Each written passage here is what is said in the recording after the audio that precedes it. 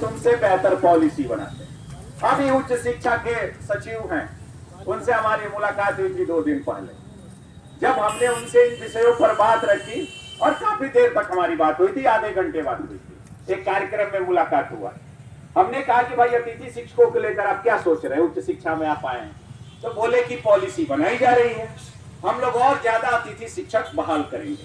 देखिए, अगर उनकी बात की हम चर्चा करें, अगर उनकी बात को विस्तार पूर्वक समझने का कोशिश करें, तो कहीं ना कहीं सरकार की ये मंशा है कि हम इन अतिथि शिक्षकों से ही काम लें।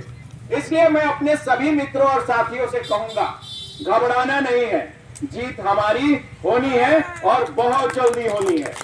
क्योंकि हम बहुत मांग नहीं करते हैं, हम इस सरकार से बहुत ज्यादा मांग नहीं करते हैं। हम इस सरकार से सिर्फ इतना कहेंगे कि आप हमारा जो ये जॉब है, जो आपने हमको नौकरी दी है, इसको सिर्फ आप 65 साल कर दो। बस आप 65 साल करो, आपसे सुविधा ले लेना मेरा काम है, हम लोगों का काम है, हम आपसे अपनी सुविधाएं ले लेंगे। हर 11 महीना पर विश्वविद्यालय के वीसी के कार्यालय में जाइए।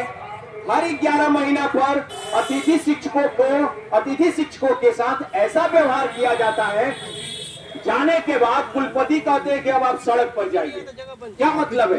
दूसरा, 8 साल 10 साल से काम करने वाले हमारे अतिथि शिक्षक उस दिन उस महाविद्यालय से या उस विश्वविद्यालय के अंग नहीं होते हैं जिस दिन उस सेंक्शन पोस्ट पर कोई अस्थायी प्राध्यापक पहुंच जाता है, उसको वहां से एक लेटर देकर के हटा दिया जाता है। ये बहुत गलत है। शिक्षा में ऐसा दुर्व्यवहार, शिक्षा में ऐसी अराजकता, शिक्षा में ऐसी असमानता, शिक्षा में ऐसी अप्रासंगिकता कभी भी जायज नहीं हो सकती है।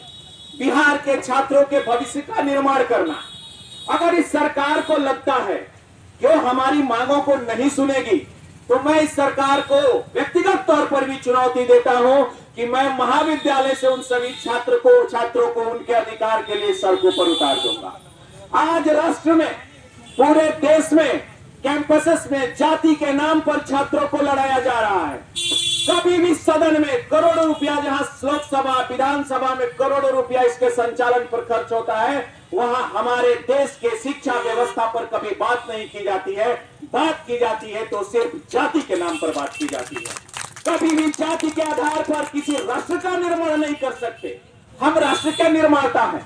हम शिक्षकों की एक बहुत बड़ी जिम्मेवारी है कि हम राष्ट्र निर्माण के पुरोधा बने, और राष्ट्र निर्माण के पुरोधा बनने के लिए अपने छात्रों के प्रति हमें ईमानदार होना होगा। इसलिए मैं अतिथि शिक्षकों से कहूंगा कि आप सिर्फ वेतन के लिए मत जाइए, आप सिर्फ एक्सपीरियंस, अनुभव के लिए मत जाइए।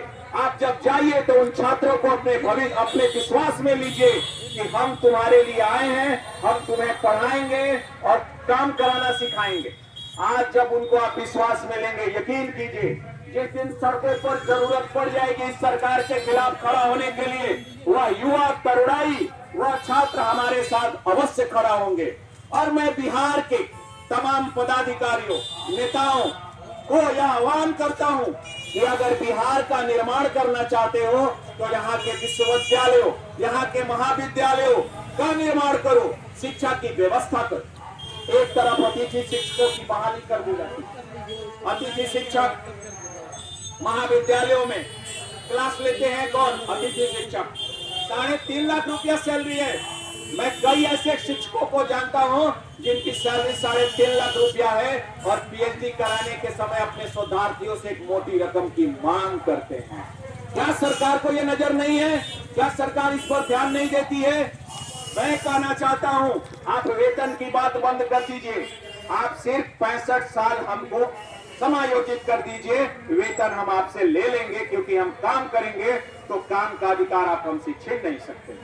सभी अतिथि शिक्षकों से, अलग अलग विश्वविद्यालयों से आए हुए हमारे जितने अतिथि शिक्षक हैं, उनसे कहना चाहूंगा कि आप अपने विश्वविद्यालयों में क्लास लीजिए और क्लास लेने के बाद अपने संगठन को मजबूत कीजिए। सोशल मीडिया के माध्यम से सरकार के हर अंग को टैग करते हुए अपनी मांगों को प्रतिदिन, प्रतिक्षण लिखने का काम कीजिए। क्योंकि जो लोग लिख नहीं सकते, जो लोग बोल नहीं सकते, वो हमारे सहायक जरूर बने। अगर आप धरना में नहीं आ सकते तो हमारी मांगों को जहां बैठे हैं वहां से उठाने का कोशिश करें।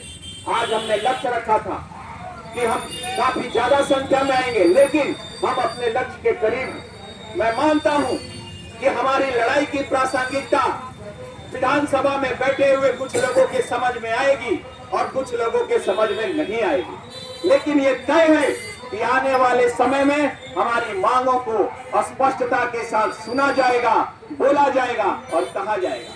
क्योंकि जितने भी हमारे अतिथि शिक्षक हैं, एक चीज को पूर्ण रूप से अपने दिमाग में बैठा लें कि ये प्रखंड स्तर पर खुलने वाले महाविद्यालय हमारे लिए रामबाण साबित होने जा रहे हैं। इसलिए इस लड़ाई से हतोत्साहित नहीं होना है।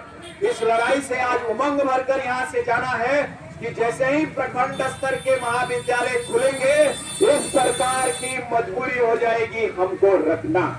इसलिए मैं कहना चाहूंगा, इस लड़ाई को दो धारी तलवार बनाकर, तेज धारदारी तलवार बनाकर इस सरकार के खिलाफ अपनी आवाज बुलंद करना है और राष्ट्र के निर्माण में अपनी सहभागिता देनी है। जय हिंद, जय भारत।